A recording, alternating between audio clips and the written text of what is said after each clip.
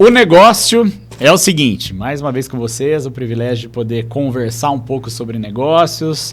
Daniel Tonzar, diretor executivo da Bauem, para mais um bate-papo. Eu não gosto de chamar de programa, e sim um bate-papo de muito conteúdo chamado O Negócio é o Seguinte, para que a gente possa levar aí não só para a nossa vida, para os nossos negócios, enfim, para a integralidade do ser, aquilo que tem feito diferença na nossa trajetória. E mais uma vez hoje, vou ser mais objetivo aqui na entrada, o negócio hoje é saúde. Tivemos recentemente um bate-papo sobre saúde, que foi muito, muito próspero em conteúdo. Na verdade, tivemos dois. O Bruno hoje não está aqui comigo, eu sempre converso um pouquinho com ele na entrada. Mas tivemos dois, um voltado muito ao ambiente corporativo e um pouco mais técnico que se repete hoje, né, numa frente para lá de importante. Para nós aqui nos bastidores que vamos conversando antes de começar, a gente vai vendo como tem uma distância nossa, até pela nossa vida cotidiana, empresarial, né, doutora Graziele, já o apresento, já vai falar um pouquinho sobre isso, mas como a gente acaba deixando de lado pilares importantes da nossa trajetória. Conversando, e para quem conhece um pouco o trabalho da Bauem, a gente tem buscado falar um pouco sobre a integralidade do ser, né? Como a gente tem uma vida intensa, em especial com profissionais. O Bruno, que atua comigo, fala muito sobre isso. Nós deixamos pilares importantes de lado, por exemplo, família, por exemplo, tempo com os filhos, enfim. Eu não quero entrar muito no mérito, mas são áreas que complementam a nossa vida e que eu acho que a gente precisa dar um pouco mais de atenção. E esse é o objetivo e propósito do negócio, é o seguinte. E aí hoje, o negócio mais uma vez é saúde. Eu já vou aqui apresentar de maneira bem breve para deixar para que a doutora possa fazê-lo, né? Mas eu tenho hoje comigo, muito obrigado, uma convidada muito especial. Acompanho parte da trajetória, ainda que à distância, em função de um cliente onde temos aí trajetórias, cada qual na sua área em comum.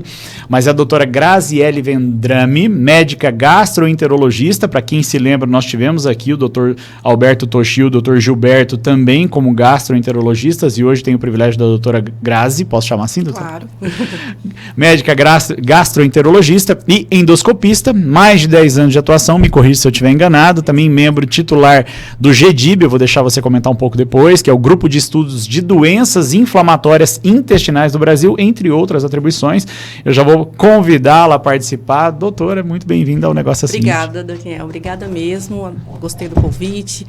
E falar sobre esse GEDIB aí é importante porque a gente vai remeter aí ao Maio Roxo, né? Que o Grupo de Doenças Inflamatórias Intestinais é o grupo brasileiro que estuda as doenças inflamatórias, e aí eu vim hoje trazendo essa questão do Maio Roxo. É uma lembrança, uma conscientização sobre essa doença que é muito pouco conhecida entre as pessoas, entre as sociedades, né? Entre a população em geral, e é importante, enfim, cada vez mais a gente falar sobre isso. Primeiro, para conscientizar, trazer ações informativas sobre o que é, dessa forma, trazendo pacientes para fazer diagnósticos precoces, e, de um outro lado, também fornecer mais informação para a sociedade em geral, para empatia em relação a esses pacientes, para diminuir o preconceito, enfim, para agir de forma informativa com a sociedade em geral.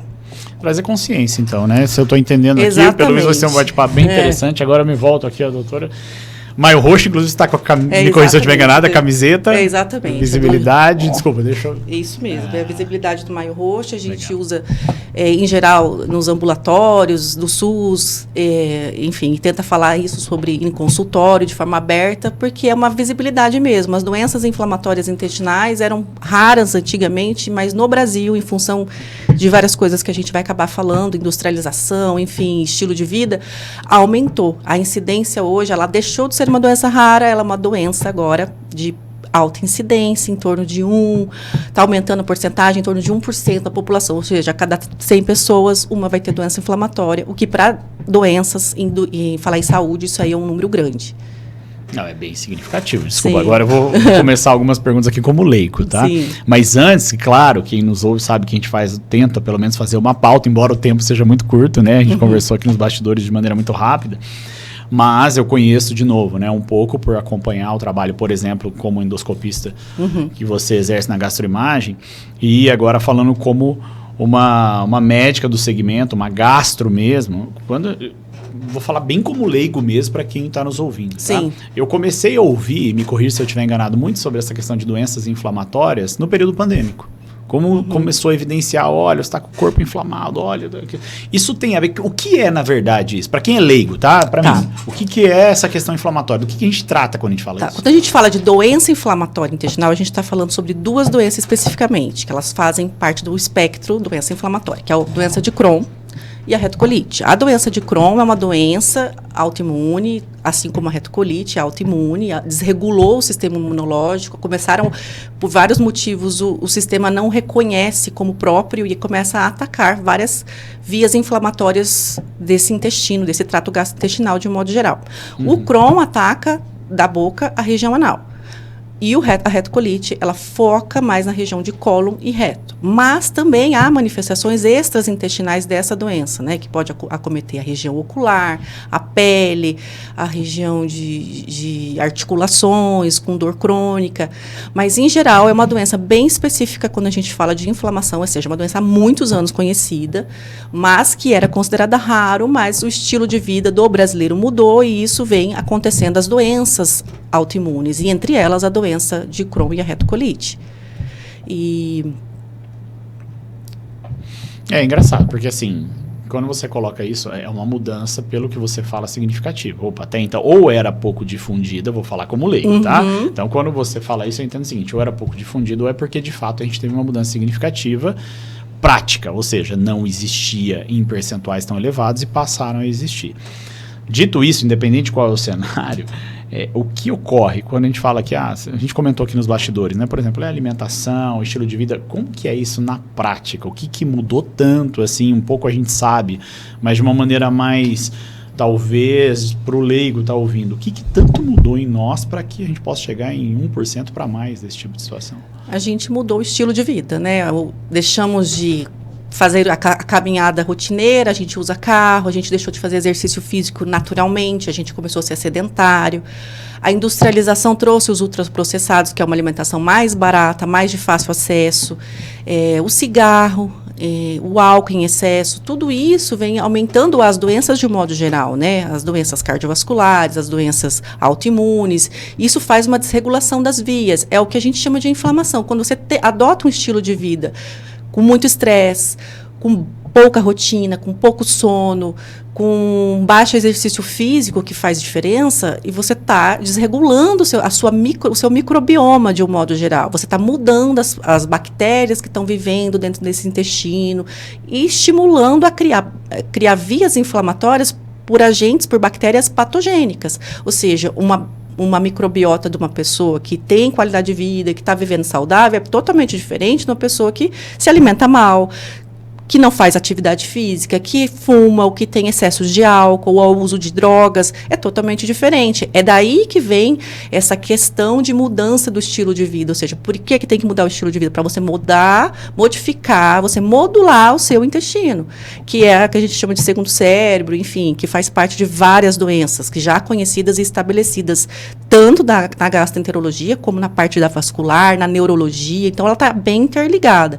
Então, o estilo de vida é a prevenção primordial para várias doenças, inclusive para a doença inflamatória intestinal. É interessante, porque enquanto você fala, até conversei isso aqui, você conhece o Dr. Toshio, o Dr. Gilberto, a gente falava um pouco sobre isso. Como ainda, você falou essa questão de conscientização. Por que nós deixamos tão de lado o que a gente chama de segundo cérebro? Eu ouvi esse termo. Tem sido muito difundido esse termo agora. De novo, eu ouvi agora, acho que a questão pandêmica talvez trouxe um pouco mais de evidência em algumas frentes que até então nós, leigos, não estávamos habituados. Mas por que a gente deixa tanto de lado? Qual a sua experiência de consultório, por exemplo? O que acontece? Por que a gente vai tão emergencialmente buscar um gastro? Por que a gente deixa? E eu estou falando participando da estatística, tá? Eu deixo de lado. E isso que eu atendo uma clínica da área, em tese de gastroenterologia ou de suporte à área. Por que nós somos assim, doutor? Porque o primeiro, a gente corre demais, a gente faz muitas coisas ao mesmo tempo, querendo ou não, a questão da internet, enfim, a gente está sempre fazendo coisas e querendo fazer mais. E aí alguma coisa acaba não conseguindo progredir. O que é mais fácil de desistir? De um exercício que você não está habituado a fazer, que não entra na sua rotina. Então, é mais fácil de procrastinar um exercício físico, uma alimentação saudável, que você vai ter que ir até o meu supermercado, comprar os legumes, lavar, exatamente. Então é muito mais fácil você partir, abrir um pacotinho, comer rapidinho no carro, correndo, não parar para nada, enfim. É muito mais prático, né? A praticidade não é contra um intestino saudável, porque exige muita preparação, um alimento, variedades de verduras, legumes, saladas, enfim. E tá ali lavando, não é prático, não é nada prático. Então, a gente é chato, né? Não é prático, a gente tem 500 coisas para fazer, então é muito mais fácil deixar de lado a saúde. E aí você está deixando de lado a saúde como um todo, não é só do intestino, né? Porque você atacando essa via metabólica aí, você está atacando várias doenças, porque a gente dispõe de vários genes. E o que vai manifestar esses genes, ou seja, são um monte de cadeado fechado, o que vai abrir esses cadeados para trazer doenças é o estilo de vida. Então, eu fumei mais, vai lá, desencadeiam uma via inflamatória X. Eu consumo muito ultraprocessados, abre outra via inflamatória. E assim por diante, a gente vai se tornando pessoas inflamadas, né? A gente vai se auto-sabotando. Até pelo que eu ouço aqui, imagina, nos últimos podcasts que nós fizemos, são 3 voltados à área da saúde. E me chama um pouco a atenção, e eu comentei aqui, eu atendo também uma instituição robusta nesse universo, né, da saúde, e a sensação que está é que a gente vai se auto-sabotando, então não tem muito sentido. Me parece uma ausência momentânea ou longa de inteligência, falando da minha pessoa, não parar para... A gente até estava conversando, eu e o Bruno, de nós tratarmos aqui e a gente conscientizar os nossos clientes, por exemplo, a gente tem que trabalhar naquele universo, talvez mais restrito que nós temos, mas a conscientização no sentido de organização mesmo de vida, a gente entender, de novo, a integralidade do ser. Exatamente. Né? Que, por exemplo, eu estava aqui conversando recentemente, a gente fez um podcast sobre empresas de gestão familiar. Poxa, qual é o meu papel? Eu saio do papel de marido, de pai e entro para o papel de empresário. De repente, ao longo do processo de empresário, acaba tendo empresa que você atua quase como um psicólogo corporativo, para ser simplista no termo. Aí eu volto e assumo uma função de filho, quando eu estou com meu pai, por exemplo, minha mãe já falecida, assumo o papel de irmão. Então, a gente tem ali uma série de papéis que envolvem a nossa caminhada, né?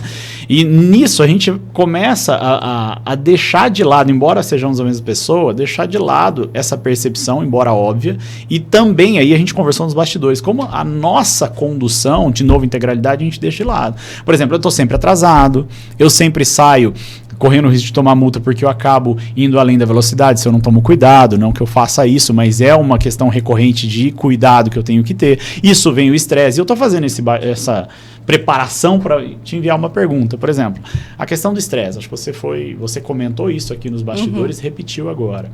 Então, poxa, eu tenho hoje uma ausência de tempo, uma intensidade de energia em coisas que talvez eu consiga organizar, eu consiga ter sob meu controle, e outras que eu consiga influenciar positivamente. Como que você, como médica, gastro, enxerga isso? Porque se eu estou partindo do princípio que a sua área de atuação entra no tão falado segundo cérebro, eu preciso raciocinar sobre essa área. Qual seria a melhor forma, na sua opinião? Uma pergunta que foge um pouco do eixo técnico, mas para eu conduzir um estilo de vida mais saudável, separado, por exemplo, só da alimentação, só do exercício físico. Vou te responder de uma forma bem... Um médico, né, assim, a gente está partindo para um momento dentro da área da saúde em que se parou de ser, nunca deveria ter sido, mas o médico ser o centro da informação, ou o médico ser o centro da atenção nessa situação. A gente precisa de equipes multidisciplinares.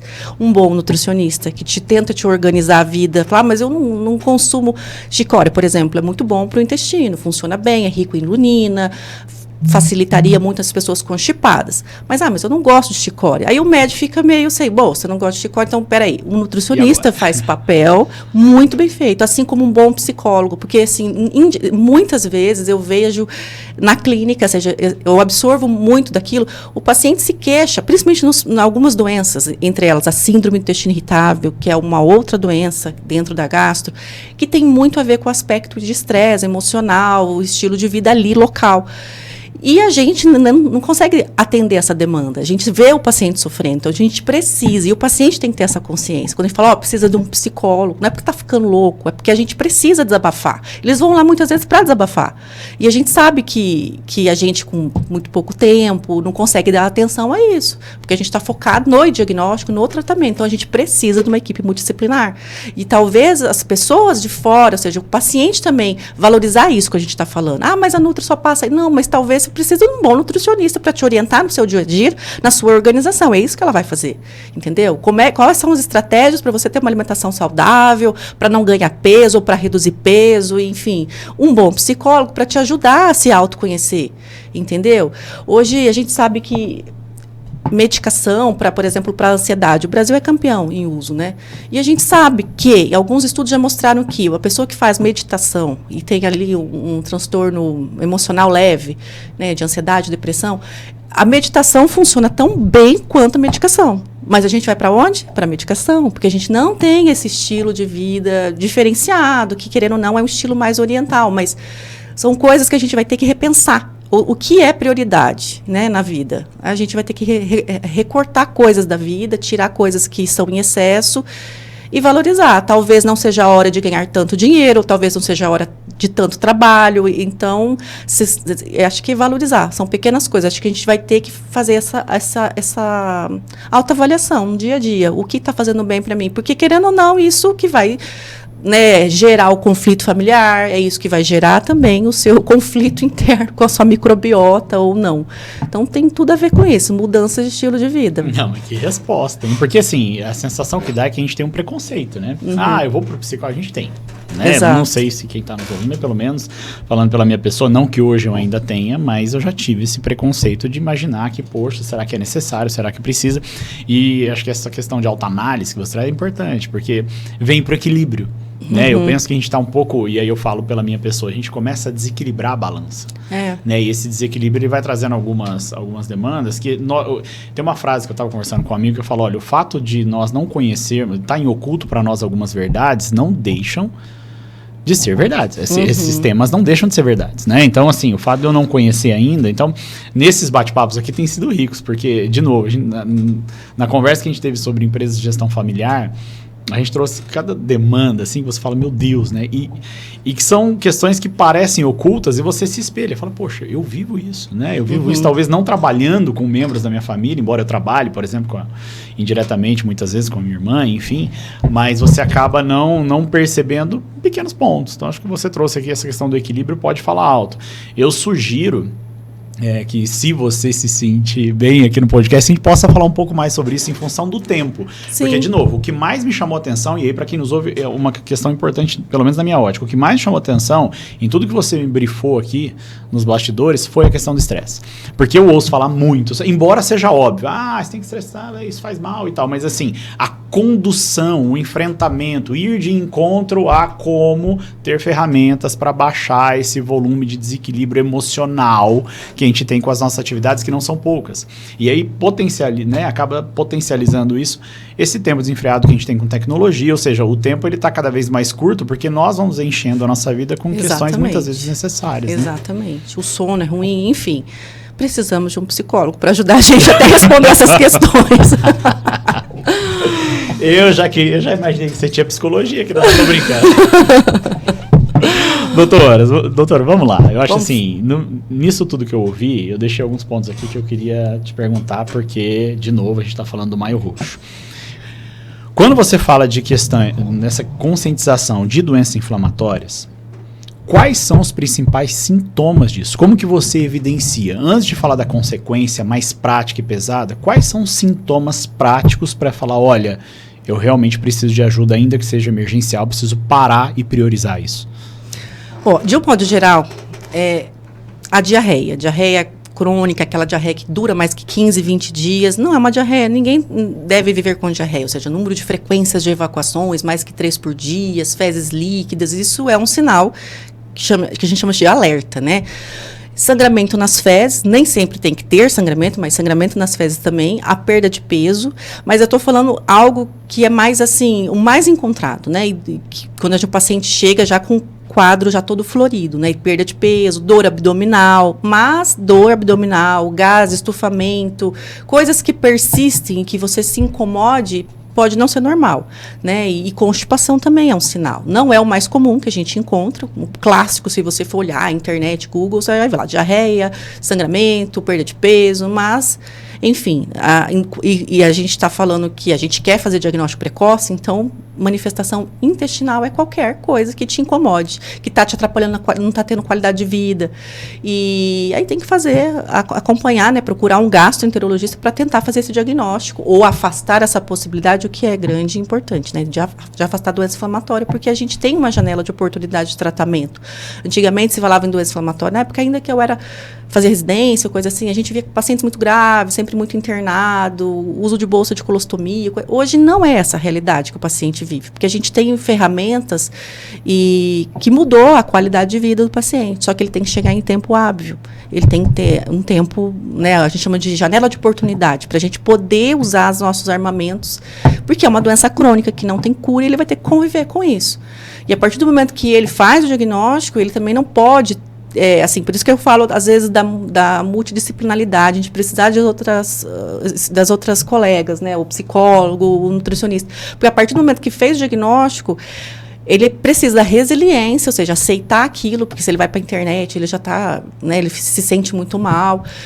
E para começar o tratamento. E fazer o acompanhamento rotineiro, que é importante, porque a gente tem metas de melhora clínica. O paciente não é porque ele melhorou clinicamente que já resolvemos. Não, a gente tem que chegar na meta laboratorial, os exames de laboratório têm que estar normais.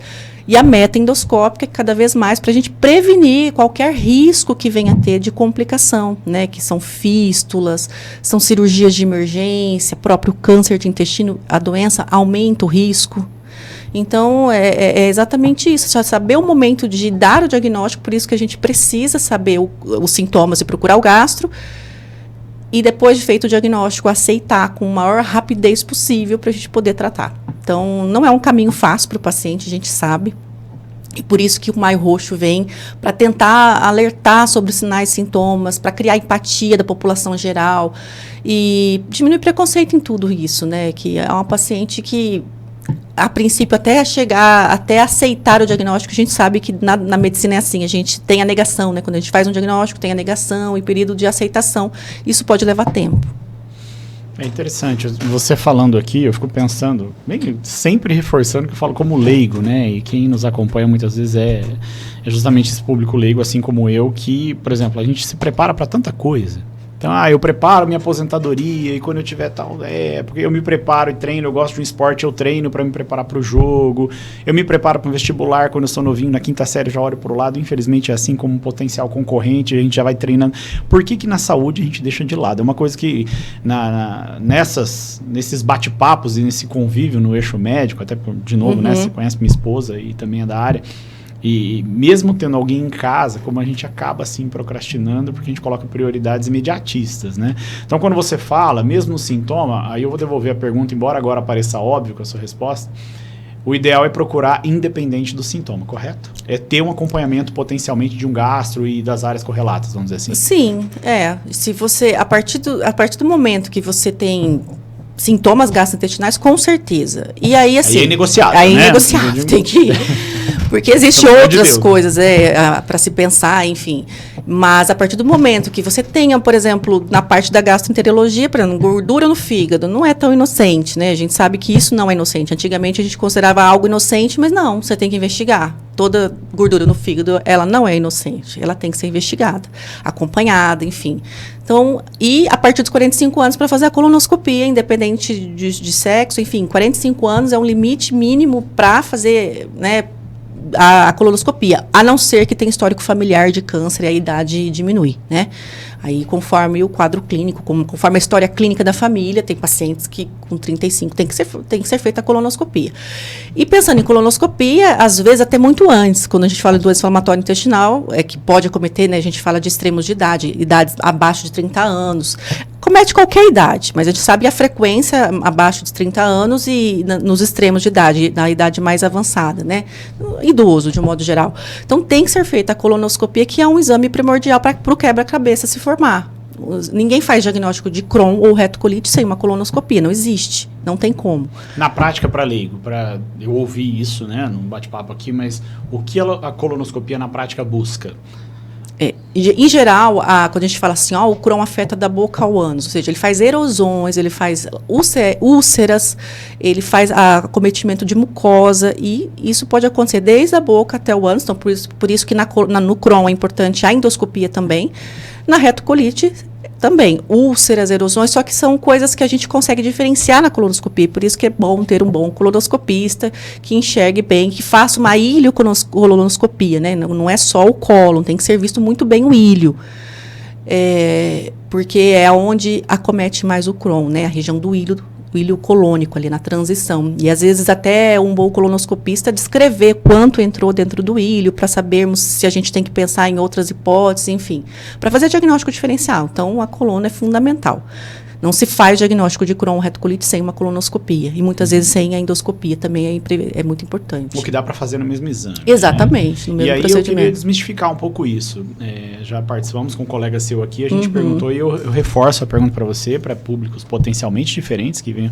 É tranquilo esses exames? São tranquilos os exames? Eu ia perguntar de um só, mas dos dois. São tranquilos os exames? Todo mundo que teme, assim, na prática, a gente percebe que depois da medicação, que eles recebem a medicação na veia para dormir, relaxar, sentem e falam, eu tive medo à toa. Realmente, é uma medicação. Durante o exame, né, você vai dormir, então, muito pouco provável. Isso aqui no Brasil, né, fora do país, por exemplo, o Japão faz colonoscopia acordado. O paciente não é sedado, isso é estilo, é cultura, né? A gente não quer sofrer. Então, aqui é feita a sedação, então você dorme. O preparo da colonoscopia que é mais chatinho, né? Então, os pacientes reclamam muito, porque tem que fazer uma lavagem intestinal, você passa por diarreias, e depois da colonoscopia também pode ficar uma sensação de que mudou o intestino, e realmente deve mudar mesmo a macroflora intestinal, né, em função do preparo, que é cheio de açúcar, enfim, que é para limpar, para fazer uma osmose, limpar o intestino. Então, acontece de desregular aí o trato intestinal, principalmente o intestino mesmo, por uns 2 meses até adequar. Isso é meio off-label, estou falando da experiência prática que eu tenho com os pacientes. Mas o exame em si é seguro, quando feito com boa indicação, num bom lugar. E, por exemplo, lá com a clínica que a gente trabalha na gastroimagem, com o pessoal muito bem treinado e com o material, com os instrumentos que a gente utiliza, então o paciente não tem dor pós o exame, porque é feito com CO2, então não tem o desconforto abdominal. Então, acho que é isso, ter uma boa referência para fazer o exame é seguro. De um modo geral, é bem seguro. Até você comentou do CO2, para quem nos ouve, é em relação justamente ao conforto do exame, né? É o conforto do exame. Completamente diferente. Então, é legal isso porque vai desmestificando, né? E esse medo, eu vou falar pelo perfil parecido com o meu, né? Quando você sente ali uma certa segurança, você vai procrastinando, ainda que vão virando mini procrastinações, quando você vê que está há anos sem fazer aquilo que, anos, em tese, seria muito, muito tranquilo, e que uma hora vai precisar ser feito, e que você pode, né, antecipar um potencial diagnóstico desfavorável, né? Então, por isso que eu perguntei. Nisso tudo, doutora, o tema é bom. Até eu vou fazer um break aqui. O negócio é o seguinte, porque eu vou entrar numa pergunta aqui um pouquinho mais, talvez de ordem técnica, mas o negócio é o seguinte, a gente está falando sobre a questão do maio roxo. Para você que está nos ouvindo, eu sugiro que você acompanhe do início ao fim. São temas que, de novo, integralidade do ser. A gente precisa começar a se perceber um pouco mais, né, Grazi? Exatamente. Perceber um pouco mais a nossa vida de maneira ampla, porque o que eu observo hoje é uma busca. Você tocou num ponto muito sensível para nós, estamos no mercado diferente, né, vamos dizer assim, nessa onda empresarial e essa busca muitas vezes por resultados, por você sair da sua zona de conforto. Nem vou entrar nesse mérito, porque eu tenho opiniões, né, um pouco complexas nesse tema, né, porque sair da sua zona de conforto, a gente luta para chegar lá, né, e de repente não, a gente tem que sair, porque agora vem um monte de, nada contra, mas o que o pessoal costuma chamar de gurus de internet. Eu percebo que esse desequilíbrio ele vem se intensificando, e essa intensidade a gente precisa, pelo menos, ainda que seja num universo pequeno de pessoas que a gente está inserido, a gente precisa ter um mini enfrentamento. A gente precisa ter o privilégio de poder entender isso e talvez conscientizar pessoas, da gente parar e olhar para o nosso ser, olhar para os nossos pares, né? A gente tem tanta intensidade muitas vezes, eu falo por mim, com negócios, com parceiros de business, e aí a nossa saúde fica de lado, a nossa família fica de lado, o tempo com os nossos filhos ficam de lado, e a gente precisa começar a entender um pouco mais desse ecossistema, que é a palavra da moda agora, né? Que envolve a nossa vida, já que gostam tanto dessa palavra, a gente talvez, eu brinco, Grazi, que a gente está indiretamente inserido na área de marketing, por exemplo. Então, aí já tem marketing 5.0, 6.0. Eu falo, cara, faz o 0.5 bem feito. Sabe aquela coisa, você precisa voltar um pouquinho, sabe? A gente parece que, eu não sei aonde que nós nos perdemos, mas o fato é que a gente precisa olhar para isso. Então, acompanha o negócio, é o seguinte, um bate-papo pra lá de amplo aqui no Conceito de Ideias com a doutora Graziele Vendrame. Grazi, eu ainda quero insistir um pouquinho. Você falou, quero voltar um pouco na questão preventiva, certo, na questão da prevenção. Você falou um pouco dessa questão de ultraprocessados. Eu percebo que sim, quando você falou, logo eu anotei aqui para a gente tentar voltar, a questão de alimentação, que parece óbvio, é muito debatido, é muito conversado, muitos nutricionistas, você citou a importância deles e muitos hoje conversam, gravam podcasts, falam sobre isso, colocam conteúdo, estão falando das copies, enfim. Mas eu percebo que na prática, em função do tempo, a gente também, essa mini procrastinação, eu começo depois ou eu começo e paro pela falta de tempo. Hoje, na prática, na vivência prática de consultório, você citou de maneira tímida, entre outros temas, o que você mais pega, como que isso tem sido evidenciado, como são os papéis marido, esposa, muitas vezes a falta de tempo da esposa ou do marido de preparar melhor e manusear alimentos, enfim, o que você tem para dizer sobre isso, porque eu cheguei a anotar em letras garrafais aqui quando você falou. Bom, é uma questão que é bem difícil de responder, porque mudamos tudo, queremos tudo para ontem, ninguém tem paciência mais com nada, nem para conversar, nem para... E assim, é uma queixa geral. Você vê que muitas vezes a maioria dos sintomas dos pacientes na gastroenterologia é de origem emocional, que a gente fala. Não é bem emocional, que a gente sabe que está ligado ao eixo cérebro-intestinal. Então, a manifestação do estresse pode ser no intestino, entendeu? E isso é muito comum. E muitas vezes eu falo para o paciente, olha, ele vai no consultório esperando um milagre, ou uma consulta, ou um exame, ou uma medicação milagrosa. Eu falo, sabe o que você precisa? Você precisa investir num bom personal, numa boa nutricionista e seguir sua vida. Não tem, a gente precisa mudar, porque a consulta ali é muito pouco. A gente vai falar, mas tem que ter alguém vigiando, um nutricionista, mudando. Fala, mas eu não consigo comer isso aqui não dá tempo de eu fazer. Te organizando, coisas que parecem óbvias. Tem um monte de paciente que fala assim, mas eu já sei o que ela vai falar. Não, mas você não sabe. Se soubesse, você já estava mudando, entendeu? Talvez te falta um eixinho, uma colocaçãozinha ali que faz a mudança. A mesma coisa, eu tenho pacientes com esteatose que eles vão lá, doutora, não tem remédio? Tem. Pague um bom personal, um bom profissional de educação física, faça exercício físico, alguém que te tire da zona de conforto, que te tire da procrastinação. E que façam atividade de forma rotineira, né? A gente tem que fazer em torno de 150 minutos para ser considerado, sair do sedentarismo, né? Por semana, 150 minutos. Não é uma coisa fácil, na prática. 150 minutos? Eu vou anotar isso aqui. Não, eu vou anotar mesmo. Então, não é muito prático, assim, se a gente ficar na nossa... A gente tem que mudar. Agora, pequenas mudanças já fazem diferença, tanto que o paciente que volta, por exemplo, com esteatose, o tratamento é perda de peso. O tratamento que mudou... Só lembrando, esteatose... É a gordura no fígado. É a tal da gordura no fígado. Então, assim, a mudança, o tratamento é perda de peso. Então, a gente vai lá, ele vai lá para eu ficar cobrando ele, porque ele precisa mudar estilo de vida. Como? A mudança de estilo de vida não é fácil. Até porque, assim, o médico orienta muito pouco o paciente, porque muda o estilo de vida, né? Às vezes nem a gente sabe as estratégias. Tem que conhecer o paciente, tem que saber, falar, mas eu não gosto de academia. Então, isso tudo leva tempo, percepção de alguém especializado nisso. Então, um bom profissional da educação física, um fisioterapeuta. Então, a gente precisa de outros colegas. A medicina deixou de ser algo sozinho. Isso que eu chamo de integralidade do indivíduo, né? A medicina integrativa. Para mim, o termo correto é isso. É para essa situação. Não é usar medicação injetável, azul de metileno não sei aonde. Enfim, coisas que, igual você estava falando de internet, que a internet foi vendendo isso para as pessoas com... que a gente quer tudo resultado para ontem, né? Acreditam e fazem. Então, não é isso. A medicina integrativa real é essa em que o médico centraliza uma informação e divide a função, né? Divide com o nutricionista, a função que é do nutricionista, divide com o psicólogo, que é do psicólogo, para ter um indivíduo integral. A gente precisa de muita gente, mesmo. Um médico não resolve tudo isso.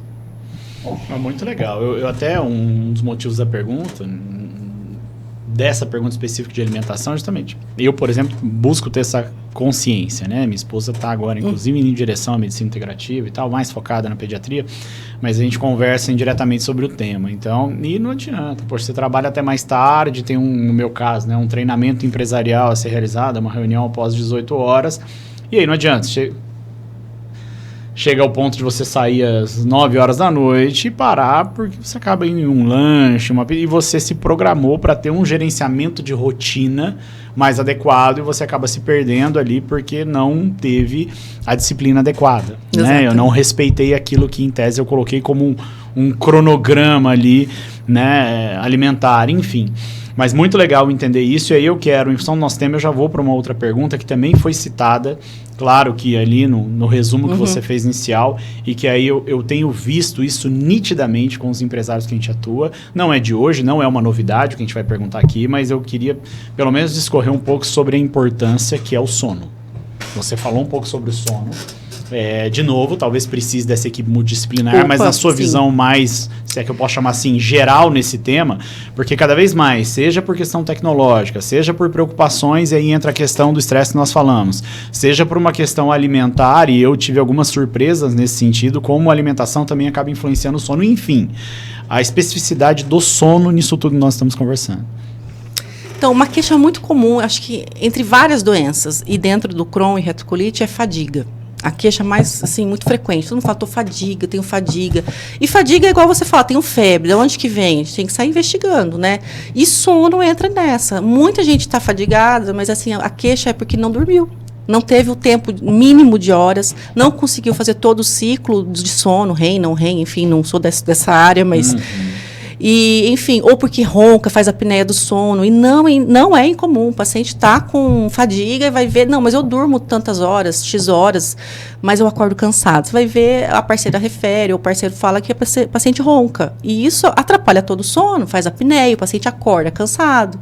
E com certeza a tecnologia, né, a gente fica muito tempo, né, antigamente a gente falava da televisão, olha, pode ficar com a televisão ligada. Agora é o celular, que está muito mais fácil de pegar durante a noite. Então, e acordou de madrugada, não deveria pegar o celular. E a gente às vezes faz isso, né?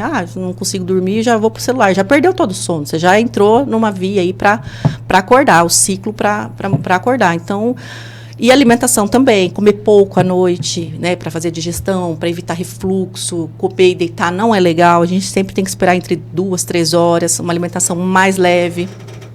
E... excessos de líquidos também. Bebida alcoólica atrapalha muito, né? Chega os finais de semana, as pessoas às vezes não dormem bem porque bebem muito. E não atrapalha todo o ciclo, né? E, querendo ou não, essas questões de interações medicamentosas que, querendo ou não, as pessoas estão usando. A gente tem que olhar com carinho as medicações que podem estar interferindo, pode estar prejudicando. E muitas vezes por conta, né? Muitas vezes por conta. Uma melatonina, que também é indicado muitas vezes, mas usa em excesso. Tem que avaliar, né? Não sou dessa área, mas acho que pensando como clínica geral, acho que a gente tem que reavaliar por que está usando. Às vezes o tratamento é muito mais simples do que medicação, tipo assim, mais simples para o médico falar, né? Não para o paciente mudar. Sabe o que eu achei legal? A gente consegue trazer uma maneira mais prática nessa sua fala, assim, porque a gente falou de estresse, falou de alimentação, falou de sono. São coisas que, e aí eu volto para você, eu queria que você comentasse sobre o que eu vou falar, se tem sentido ou não. Porque são coisas que, em tese, a gente tem um controle significativo sobre elas. Eu falo em tese porque daí existe a questão ali do potencial vício momentâneo, né? Eu tenho, com doce, por exemplo, né? A questão do açúcar, ele te explode aquela, e você não consegue segurar. Eu falo por mim, né? Eu sou extremamente doceiro, né? Falando de um jeito mais prático. Mas, assim, são coisas que, teoricamente, a gente poderia ter um controle maior ou, de novo, ir de encontro a ele, né? Eu consigo ter ainda que de maneira mínima, um enfrentamento sobre isso. E aí você, segundo o que você deixa entender, você sugere isso, né? E aí vem a equipe multidisciplinar. Mas é tão complexo assim, é muito comum para você, por exemplo, eu vou lá no seu consultório, a gente trata hoje e retorno daqui 6 meses. E eu tô igual ou pior com todo o briefing que você me deu. Com certeza. É o mais comum, ou pior. Tem muitos pacientes como eu? Não, os pacientes são todos iguais. Inclusive eu, né? Às vezes a gente não muda nada. A gente não muda nada e fica pior ainda. Mas é importante ir, porque precisa de alguém falar, entendeu? Alguém falar, cobrar. E isso é para ver se uma hora dá um insight, entendeu? O começo que é o difícil, né? Essa questão de rotina. Fala-se muito que para criar hábitos, para fazer atividade física, para começar a gostar da atividade física, leva algum tempo, né? Tem alguns estudos mostrando que de 8 semanas você já começa a gostar. Tem gente que demora até 8 meses, mas... eu tô há 40 querendo. Mas tem que sair da rotina. Você tem que fazer mesmo sem gostar, para você virar rotina, né? Não só querer a rotina sem começar. Tem que começar. Tem que ir lá, acordou 6 horas da manhã, levanta, vai e faz. Não é fácil. Eu falo também por mim, eu também vivo com, né, um estilo de vida. Não é fácil com criança, mãe. Eu acho que mulher ainda é um pouco mais complicado, que tem que gerenciar muita coisa. Mas, enfim, tem que sair da zona de conforto. Não é fácil. Tem que acordar cedo, ou dormir mais tarde. Apesar que o exercício físico noturno também atrapalha o sono, né? Então, vamos tentar de manhã. Repete isso, porque isso me complica. Melhor fazer do que não fazer, viu? Mas atrapalha mesmo? Não, tem pessoas. Aí vai de pessoa para pessoa. Libera, né? Não, pode ser que estimule muito, né? Fica muito mais atento, acordado. Então, por isso tem gente que fala que se sente muito bem fazendo de manhã. Mas o melhor exercício é aquele que você consegue fazer. Independente do horário. Se for no almoço, se for depois da janta, tem que fazer. É melhor fazer do que não fazer. E, às vezes, assim, muito pelo contrário, acaba melhorando. É que, assim, se fosse explicar, talvez pioraria. Mas tem gente que fala que não, que melhora e o importante é fazer. Porque eu tenho essa dificuldade, e é um desafio, né? Por conta do gerenciamento de rotina, você acaba tendo que encaixar. É o primeiro que corta da lista. O dia não completou e você não terminou nada do que tinha que fazer. É o primeiro que sai, exercício, ou alimentação que seria saudável, seria uma salada, mas você já está estressado, vou comer agora, tô nem aí, vou chutar o balde, né? Vou tomar uma cervejinha para relaxar, não é? E outro, você fica sem comer, né? Quando você vê, você passa a tarde, entra aí tá noite, morrendo de fome. Exatamente. Né? Você não se aguenta, quer um boi inteiro. Então, brincadeiras à parte, isso acaba acontecendo sim. E eu achei muito legal essa questão do Maio Roxo. E aí eu quero devolver, indo para a fase derradeira do nosso bate-papo, chegando no final, parece que não, mas a gente já está há um bom tempo aqui, já se passaram quase 45 minutos que a gente está conversando. Olha como o papo flui nessa área. E assim, você falou da questão da conscientização. O que você sugere? E aí eu já parabenizo, não é porque você está na minha frente, tão pouco para elogiar, tão pouco também por atender a gasto. É porque eu parabenizo sim, porque eu vejo que ainda é um tom muito abaixo do que deveria. Eu acho que a gente acaba disseminando pouco aquilo que a gente tem o privilégio de encontrar de informação relevante. E de novo, estou falando por mim. Eu estava conversando com o Bruno, você vai conhecê-lo e tal, trabalha conosco, ele fala, poxa, quanto disso nós conversamos e a gente não promove esse conhecimento. A gente acaba deixando de lado, as pessoas precisam encontrar isso, né? Talvez uma vida salva ao longo de, sei lá, 6 meses, é uma vida salva. Ela é tão importante quanto, né? Então, assim, o que você sugere, talvez, para que a gente possa continuar? E aí eu gostaria de ser aliado nisso, até porque a gente tem uma atuação direta. Você traz informações tão relevantes, com o Toshio foi assim, com o Gilberto foi assim, enfim, a gente pretende continuar avançando para a gente poder promover melhor isso. Talvez, sei lá, eu queria pensar junto. O que é possível fazer para que as pessoas caminhem em direção a essa questão da integralidade, saúde, né? A saúde, a uma medicina mais integrativa, no bom sentido da fala, mas em especial a um ser mais integralizado, se é que existe esse termo. Olha, acho que é exatamente isso que a gente falou. Talvez comunicar mais, falar mais e conversando e falando, explicando, que acho que as pessoas vão aprendendo, né? E se a gente não se posiciona, não fala, talvez não fiquem sabendo. Acho que é exatamente isso. Falar coisas que parecem óbvias para quem faz, né? No caso, eu como gastroenterologista, parece muito óbvio. A pessoa com diarreia tem que procurar um gasto. Mas aí, às vezes... exatamente. E eu vejo muita gente falando, não, mas eu tenho isso há anos. Como assim há anos? Há anos não tá. Mas você investigou? Não investiguei, não sei. Enfim, tem que ter diagnóstico. Acho que diarreia crônica... O que é uma diarreia crônica? Uma diarreia que não foi uma infecção que você teve na praia ou coisa assim, que persistiu 15, 30, passou dos 30 dias, gente, é diarreia crônica, tem que investigar. Não existe isso. E principalmente se é uma coisa que mudou, por exemplo. Eu sempre tive o intestino bom, uns 6 meses para cá mudou. tem que investigar. E você viu que a doença inflamatória intestinal, ela entra dentro de um diagnóstico diferencial amplo, muito amplo, né? Diarreia pode ter em outras situações que não só o Crohn, que não só a retocolite. É a manifestação do intestino. Diarreia e constipação é a manifestação dele. A gente tem que ir descobrir se é só isso. A causa raiz, exatamente, para atuar no tratamento. E causa raiz precisa ser desmistificada, né? O receio, talvez, de falar sobre esse tema. Exatamente. Né? É um tema de falar de exames, importante. E às vezes, né, a gente fica com medo, é muito exame. Tem paciente que seleciona, não, isso eu vou fazer, isso eu não vou fazer. Mas pensando nessa doença especificamente, às vezes é um batatal de exames que tem que ser feito, entendeu? Porque é uma doença autoimune, que às vezes não manifesta de forma clara, ela leva algum tempo para a gente diagnosticar. Por isso que a manifestação precoce, o diagnóstico precoce, o quanto antes procurar é importante, porque leva um tempo. Leva um tempo, às vezes, para esse diagnóstico sair, confirmar, enfim, iniciar tratamento, enfim, é importante. Talvez uma das últimas, ou a última pergunta de ordem mais prática. Questão socioeconômica. E aí eu quero ver a sua experiência de consultório, talvez não seja tanto, eu não sei a sua realidade em relação aos pacientes.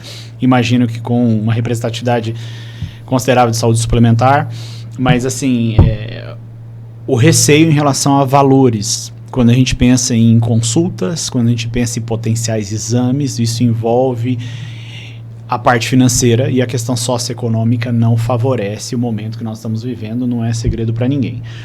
Eu tenho uma opinião sobre isso, que é uma questão de prioridade, e isso não quer dizer facilidade socioeconômica. Quer dizer prioridade na sua essência.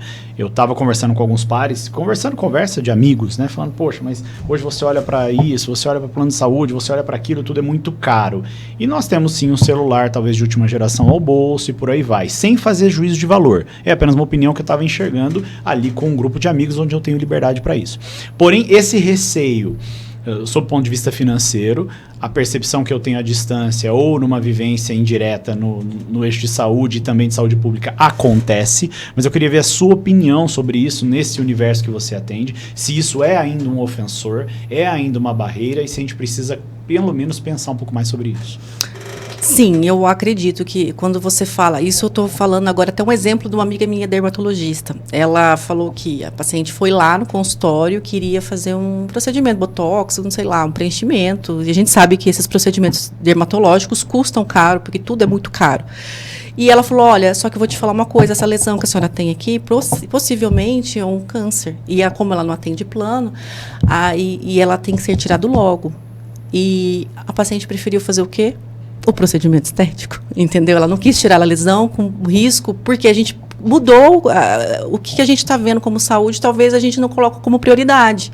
Então, os pacientes mudaram esse comportamento, mas acho que é isso que a gente tem que levar em conta. Será que é isso mesmo que vai te dar a saúde, entendeu? Será que é só a estética? Enfim, a gente está muito na questão estética. Quando você está falando de celular, a gente quer marca. Talvez uma sociedade que está mudando as prioridades, e é isso que a gente tem que rever. É muito perigoso. Isso vai trazer complicações para a saúde, com certeza. É engraçado, porque cada vez mais a gente vê isso no curto prazo, né? Você vê uma complicação de médio prazo. Quando eu vejo a questão socioeconômica, ela é muito significativa, de novo, de maneira indireta, conversando com pares, mas eu vejo que cada vez mais, né, planos de saúde tem, né, o seu reajuste, enfim, tem uma série de questões que até envolve, se é que esse é o termo, e se existem questões aí, vamos dizer, legislacionais, se é que existe esse termo, mas, enfim, o fato é que a gente tem sim pelo menos no universo que eu vivo e nas minhas conversas, eu percebo esse distanciamento muitas vezes até em função, uma procrastinação em função da questão socioeconômica, e de novo, talvez fique a sugestão para que a gente comece a pensar que há meios para que a gente enfrente isso, né? Ainda que eu coloque uma meta de enfrentamento, uma verba onde eu estou direcionando um dinheiro para sei lá, para um lazer em demasia, para uma tecnologia em demasia, ou seja, que eu talvez possa ter algo um pouco mais simplificado e que me atende da mesma forma, mas enfim, as prioridades precisam ser, de novo, encaixadas, né? Como se a gente tivesse, bem que você falou, talvez algum ponto ali, teve algum ponto de inflexão que nós acabamos nos perdendo, e isso fica nítido no eixo da saúde, assim, fica muito nítido. Então, para você que nos ouve, o negócio é o seguinte, a nossa sugestão, se você não acompanhou, eu sugiro que acompanhe inteiro esse episódio, inteiro para as pessoas. O nosso universo é pequeno, propositalmente, não sei se vai se tornar um programa de larga escala, não é o nosso foco inicial. A gente acredita muito que pessoas com um padrão ético interessante, com um propósito ali, né, genuíno, vai criando pequenos nichos de atuação que promovem bons conteúdos, e a gente vai mudando a sociedade de novo, de dentro para fora, por pequenos nichos. E eu acho que vale a pena a gente ouvir o que nós conversamos hoje. Antes de passar para a Grazi, para as considerações finais, eu quero desde já te agradecer. Que bate-papo, além do que eu imaginava, não que eu imaginasse que fosse algo pequeno, mas assim, a simplicidade e a questão num conteúdo muito fácil de ser compreendido, confesso que me surpreendeu, né? Porque não é fácil para nós que somos leigos, então eu convido você a acompanhar. De novo, acho que a gente falou que muito dessa questão que nós temos acreditado, a questão mais integrativa da nossa caminhada, eu entendo isso como para lá de relevante, não é um desafio fácil, eu falo por estar tentando ir nessa direção, e é impressionante como a gente começa a perceber quantas barreiras a gente deixou que fossem entrando na nossa trajetória, né? Quantas prioridades foram colocadas acima de outras que seriam princípios basilares de vida, e aí a gente começa a se confrontar com princípios e valores, com propósito, enfim. Então sugiro você que acompanhe. Grazi, desde já, muito, muito obrigado. Para lá de especial esse conteúdo. Eu acredito que nossa equipe aí vai ter um desafio grande nos recortes, porque não vai ser fácil ali, né? Juntar tudo isso. Esse eixo de recorte, juntar tudo isso. Mas a gente, e aqui eu vou falar, nos bastidores a gente fala aqui, tá? A gente faz muitas vezes perguntas pensando no recorte. E hoje não vai ser fácil, porque é um conteúdo que ele vai, né? Não vai ser fácil, não no sentido de conteúdo, que aí vai ser fácil demais, mas de você conseguir ali pegar tudo isso e fazer, olha, tá aqui uma forma de pegar um pequeno, porque as coisas foram integrando. Por isso que eu sugiro aí que você acompanhe, se possível for, o todo, até porque não é tão longo. Grazi, obrigado mesmo. Eu vou passar para você as considerações finais e eu queria sim que você falasse do seu consultório e da sua atuação como endoscopista. Tá, obrigada, Daniel, obrigada pela conversa, foi muito legal. Também achei que ia me sair muito com medo, mas acho que você deixou me deixou bem à vontade, foi tudo tranquilo. Bom, me atuo como gastroenterologista e endoscopista, atendo numa clínica própria, ali na Torre Montelo, na Gleba Palhano, e faço exame na gastroimagem. Então, eu utilizo a gastroimagem para fazer os exames endoscópicos, né? A endoscopia e a colonoscopia, e tem casado super bem. E acho que para finalizar aqui, então, para alertar o maio roxo, né, que lembrar da doença inflamatória intestinal, que tem o Crohn, tem a retocolite, que tem que fazer um diagnóstico precoce, você que passa por alguma coisa que a gente comentou aqui de sintomas de diarreia, de dor abdominal, de coisas que não estão batendo legal, procurar um gastroenterologista para a gente ter a janela de oportunidade para tratamento. E para informar a sociedade de modo geral também, para ter empatia com o outro, para diminuir preconceitos. Não é todo mundo que vai para a bolsa de colostomia, não é todo mundo que vai usar bolsinha. Enfim, as coisas mudaram, a doença e os tratamentos mudaram, e a gente tem quanto antes procurar, a gente consegue atuar e melhorar a qualidade de vida. A gente quer dar qualidade de vida para os pacientes. Tá bom? Muito legal. Foi importante a gente conhecer um pouco mais do maio roxo, do que estávamos falando, então acho que ficou claro. A Grazi citou aqui a gastroimagem, são 30 anos de história. Exatamente. Né? 30 anos de história, tenho o privilégio de caminhar quase 3 anos. E percebo a seriedade do trabalho, então fica o convite também. Não é por acaso, né, que uma empresa alcança 3 décadas, não é por acaso que consegue envolver profissionais como a doutora Grazi e tantos outros. Nós já citamos aqui o corpo clínico em um outro episódio inteiro, então fica o convite para que você possa falar com a doutora Grazi no consultório aqui que ela citou, também se atentar para tudo isso que nós conversamos, mas se talvez como leigo você deixou aqui assim como o Gilberto e o Toshio já fizeram, uma pulguinha parar, uma pulguinha aqui atrás da orelha, parar a agenda, né, com o gastro, vá entender um pouco sobre a sua saúde. Certamente você está ouvindo aqui alguém que vai nessa direção e que vai fazer isso, porque não dá para a gente procrastinar o óbvio, né, uma vez que a gente tem condição de ter controle sobre isso. E para nós que talvez tenhamos a questão socioeconômica envolvida, que a gente possa ao menos, né, por exemplo, eu sou da área de planejamento, Então, que a gente consiga, de maneira simplificada, nas nossas finanças pessoais, talvez nos planejarmos melhor para que a gente possa dar ênfase àquilo que de fato faz diferença na nossa caminhada. O negócio é o seguinte, eu espero que mais uma vez a gente tenha conseguido cumprir com você o nosso compromisso de levar um conteúdo relevante e que cumpra o nosso propósito de realmente transformar a nossa trajetória, ainda que em pequenas arestas. Eu espero que a gente consiga chegar aí até o seu negócio, a sua vida, a sua família, a sua casa, com algo que possa fazer diferença na sua vida. Continue nos acompanhando. O negócio é o seguinte. Até o próximo episódio. Fiquem com Deus.